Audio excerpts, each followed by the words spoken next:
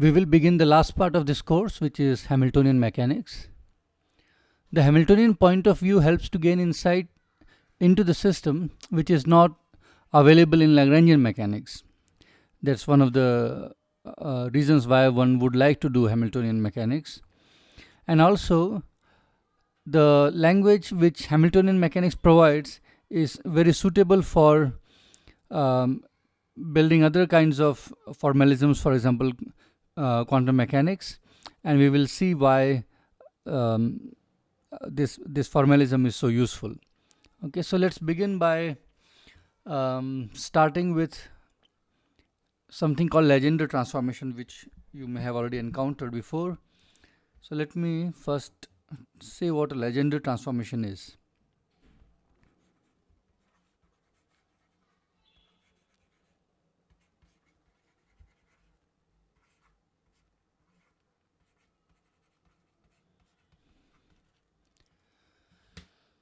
Suppose you are given a function which is a function of a single variable x, okay, and I define a new function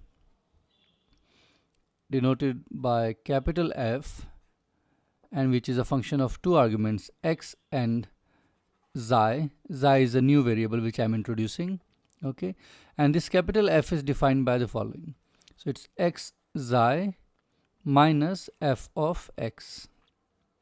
Okay, so that's the definition. Now we look at the stationary point of f with respect to x. That is, I'm looking for this derivative to be 0. Okay, and this will, if you take the derivative of this, you will get xi minus f prime of x. So let me put it here, which implies xi is equal to f prime of x. And you take a derivative, this goes away, and you have a derivative with respect to x on f. So you solve this one for x. So from here you will get x as a function of xi. Okay, so this solution you'll get from this condition, the stationary point condition. Okay, so you take this x, which is now expressed in terms of xi, and put back in the capital F. So you'll get f x as a function of xi, comma xi. So this new quantity, which is only a function of xi now, I call as g of xi.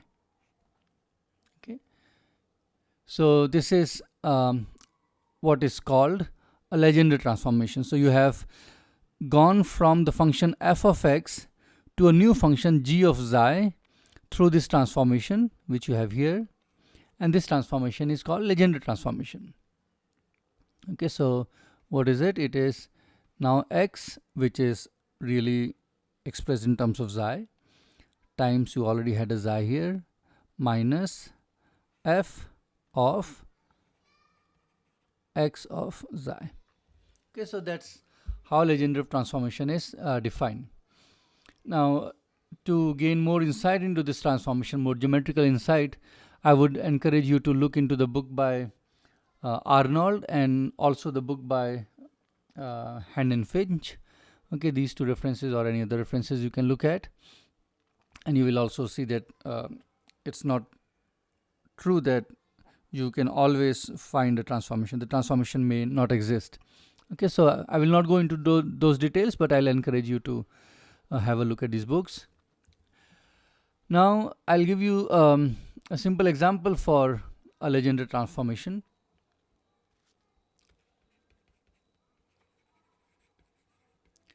Imagine I take the function to be half mx square.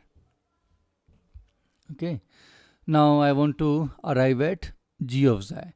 So the first step is you construct capital F, which is,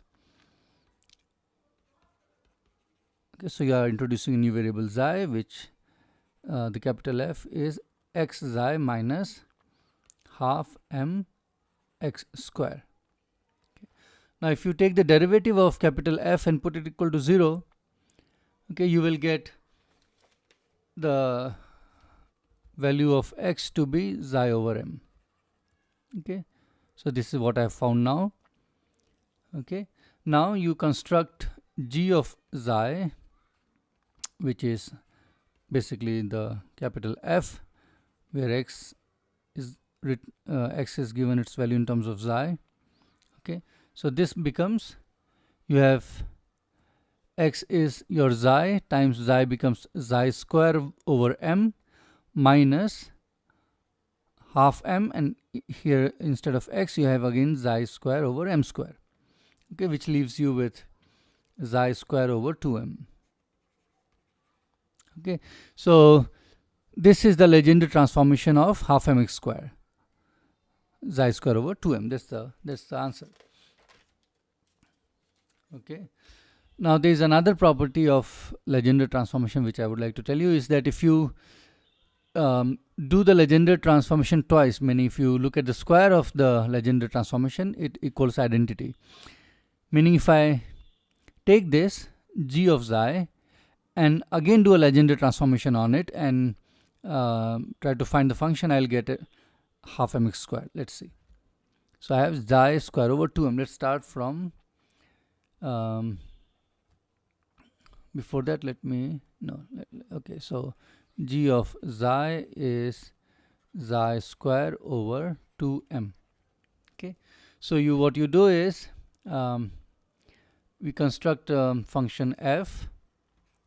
Okay, let's follow the notation x comma xi. So now it's a function of xi, and I want to introduce, just like here the function was a function of x and I introduced a new variable xi. Here I have a function of xi, I want to introduce a new variable, let me call it x. Okay, which will be now again as before x times xi minus g of xi, right? And we again look at the condition del f over del xi equal to 0, because you are starting with xi. Okay, so this will give you xi equal to mx. Okay, so you can express your variable in terms of your new variable x. Okay, and now let's define our Legendre transformation to be f of, now xi I have to express in terms of x. Okay, and let's call whatever new quantity I'm going to get, let me just give it a name, f of x. Okay, because I'm anticipating it, that it will come out to be f, small f, but anyhow let's calculate. So this capital F was x times xi, so x and xi is what, mx from here, minus g of xi is mx, so you get m square x square over 2m. Okay, so you get what, you get mx square minus mx square over 2, which is half mx square. Again, that is why that is what you started with, half mx square. So you see that indeed if you do it twice, this transformation, you get back to the original thing, meaning the transformation square is identity. Okay, let me write it down.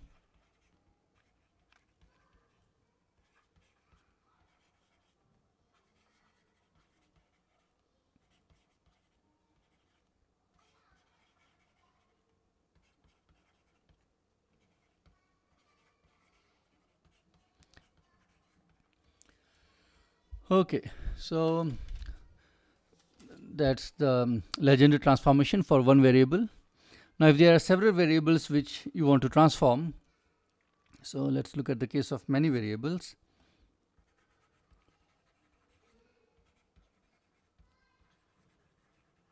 So imagine you are given a function f of x1 to x, and there are n variables. Okay, so as before, we will, let's go back, I will introduce xi's for each of the x, and I'll introduce an equivalent of capital F here. Okay, so that's what I have to do. So I will introduce new variables. new n variables xi1 so and so forth xi n.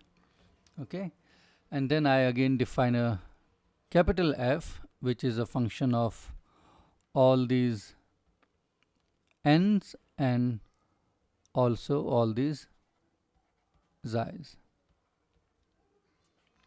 Okay, did I put it this way before? X comma xi, so that's good. Okay, and this will be what? Xi xi I, and you sum over all the i's minus your function.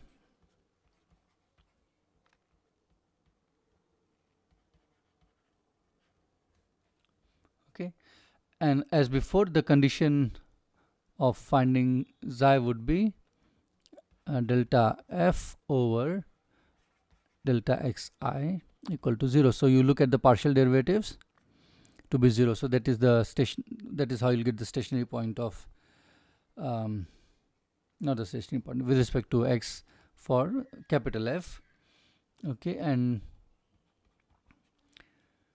so you then whatever you get, you use it to solve for the xi's in terms of the xi's.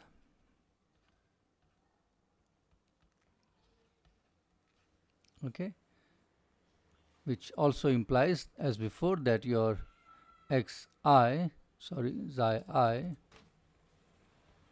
if you take the derivative of this thing and put to 0, this will go away. You'll get only xi delta f over delta xi. Okay, so from here you can get the xi, and then you can invert it to get the x. And then again, as before, we let me keep a little bit more space. We take the capital F and write x1 in terms of all the xi's.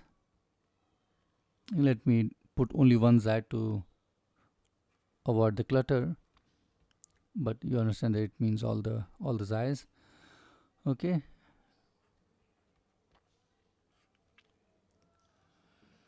and this we call now g of xi1 to xi(n), and this is what provides you the Fourier transform, not Fourier, Legendre transform of this function f of x.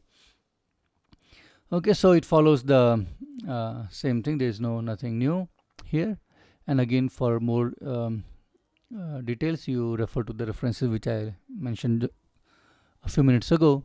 Now what I'll do is I'll take the Lagrangian and I'm going to do a Legendre transformation.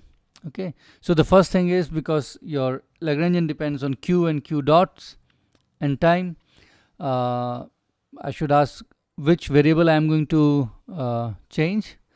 So I am going to change the q dot. Okay, so let's say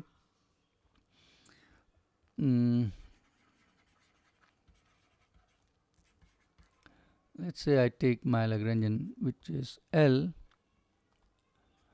q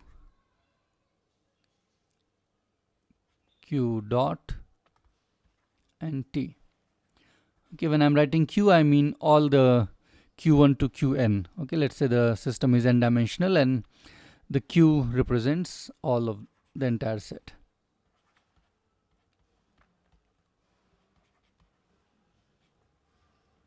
Okay, now what I want to do is I want to go from q dot to xi through Legendre transformation. Okay, so how am I going to define my Legendre transformation? So again, just like you had a capital F, let me introduce a capital F here, or just to be more closer to the notation, let me introduce small h. Okay, q I am not going to touch. Q dot is going to be transformed into xi, so the new thing will be a function of q dot and xi, and t I am not going to do anything. Okay, that's not a coordinate, it's a parameter. So this function, which is the same thing as your capital F here, will be defined as q dot qk, because there are several of them, and xi k, and you have to sum over all the k, minus your Lagrangian, okay, minus the original function, which is a function of q dot and t. That's good. Now what you should do is take the derivatives of h with respect to these individual q dots and put them to 0 to determine your xi. So we put impose the condition which is part of the definition of Legendre transformation, delta h over delta qk dot. Remember, we are doing transformation with respect to this variable, not q, okay, q dot. So del h over del qk dot I have to put to 0, which implies that xi k, because when I take the derivative only a xi will remain, xi k is equal to delta L over delta qk dot. Okay. Now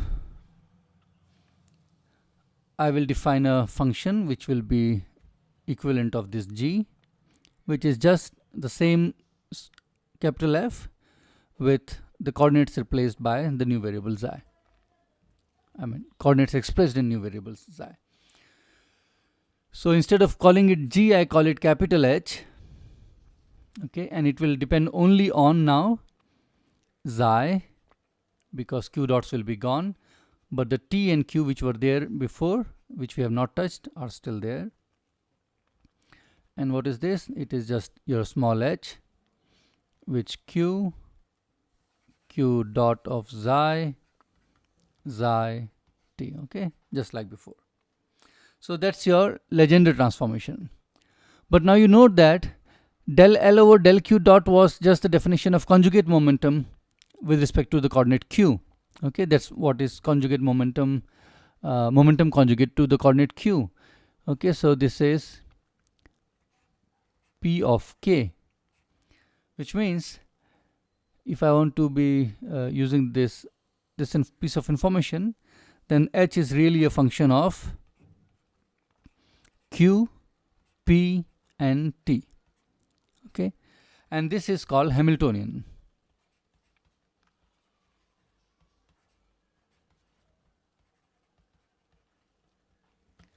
Okay, so just to summarize, what I have done is I have taken a Lagrangian and done a Legendre transformation and obtained a new function which is function of the coordinates, the conjugate momenta, and of course possibly time. Okay, that's good. But now I want to ask, before I ask, let me do something more. Okay,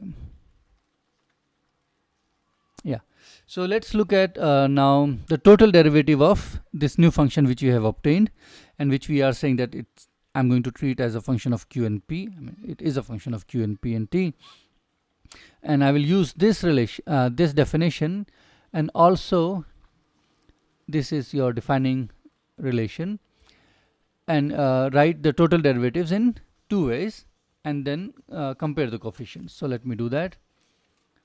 So first I take the total derivative of h. So it is simply delta h, del h over del p dp, plus del h over del q dq, plus del h over del t dt, and you have to sum over all the coordinates and momenta. Okay, there is a summation convention implied here. But if I use this relation that h is q minus L, okay, see, the small h is just the capital H. It's just you have expressed the q dots in terms of xi, otherwise it's the same thing. So I take this capital H and take the total derivative. So our dh is now, let me go here,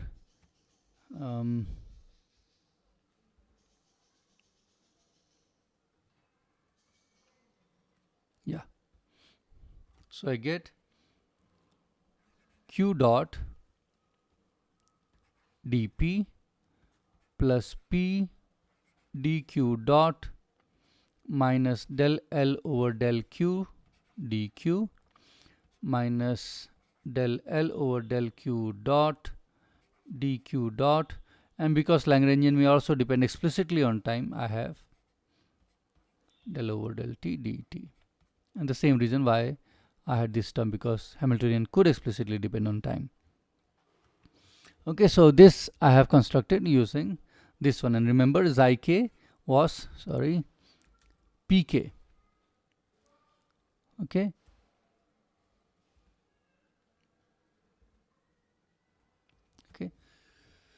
that's fine. Now you notice that pq dot p dq dot and del L over del Q dot dq dot I can combine because they both have dq dots, but p is del L over del Q dot, so that these two terms cancel. Okay, and I get q dot dp. Let me put the index k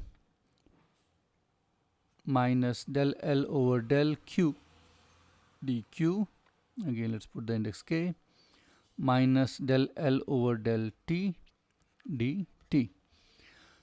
Okay, so I can now just read off these coefficients and write down using the definition from which this expression I have obtained, that q dot is maybe q dot is delta h over delta p. Let's see. So q dot is delta h over del p, because these have to be the same. Then minus del L over del qk, this piece is equal to del h over del qk. Then the last term, these two coefficients should of course be equal again.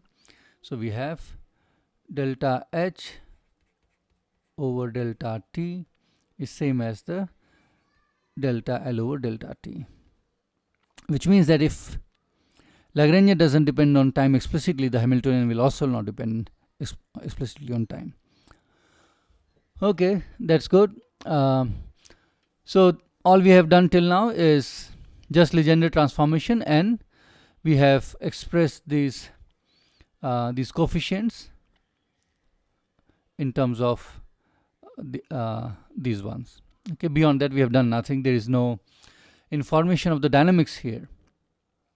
Okay, the dynamics is governed by the equations of motion, and what we can ask is, how do equations of motion look like when you are using Hamiltonian formalism? Okay, so what I'm going to do is now bring in the equations of motion.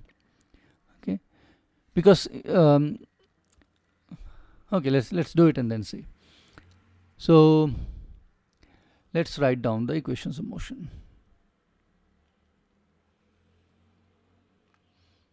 Now your equations of motion,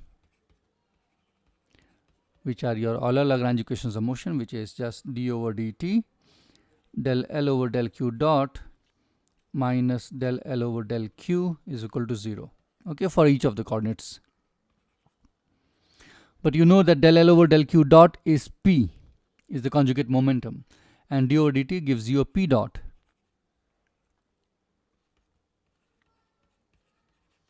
Okay, I have just put this piece on the right hand side. So this is your equation of motion. Now what I do is, where is it? Yeah, here it is. Del L over del Qk is here. So I get the equation of motion in the language of Hamiltonian to be the following. Your P k dot, which is del L over del Q, becomes minus del H over del Qk. So if you take a partial derivative of Hamiltonian with respect to Q, you get the P dot. Okay, and earlier when you took the partial derivative of L with respect to Q, you got P dot. Okay, so that's one thing. Second is,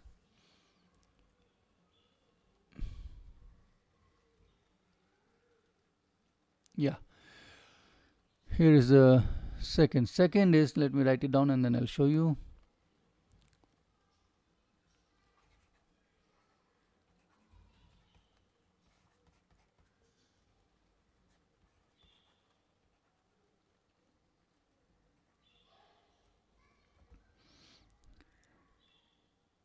This is just this equation which we already wrote. Okay, so I'm having qk dot to be del h over del pk. So on the right hand side you have quantities.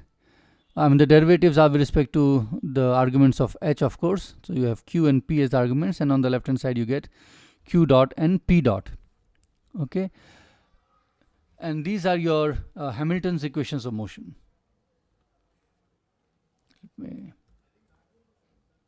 These are called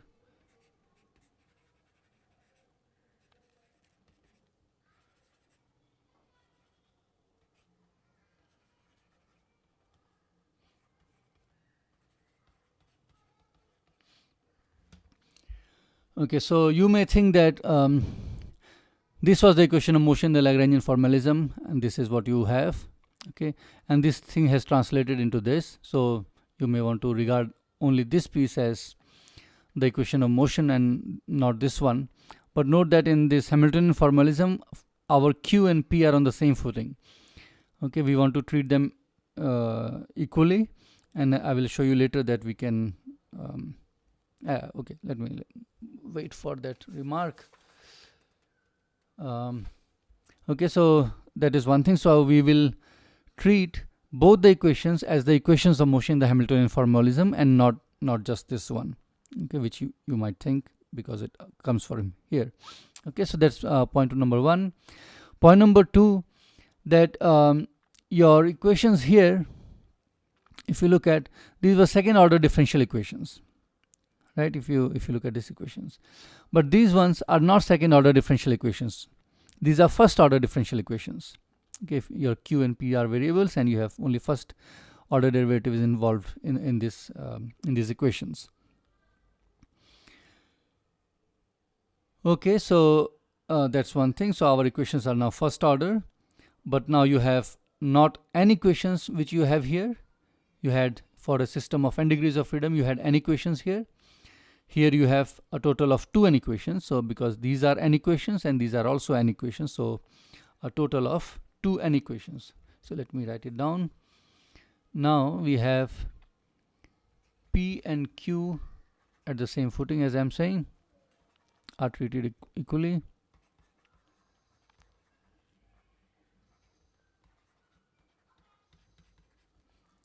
So I have now 2n first order differential equations.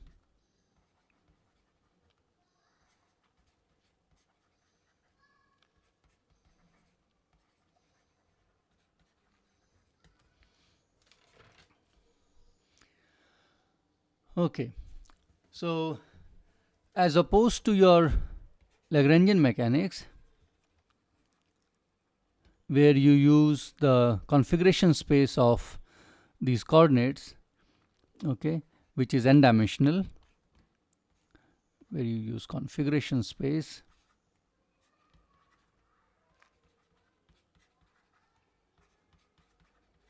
in Hamiltonian mechanics you are going to use not just n dimensional thing, but rather 2 n dimensional things, 2 n dimensional space, Hamiltonian. You are going to use q1, so and so forth, qn, and then you also have all the conjugate momenta here. Okay, so this is a 2 n dimensional space, and this is called phase space. Okay, so the system is going to move in the phase space. Okay, that's fine.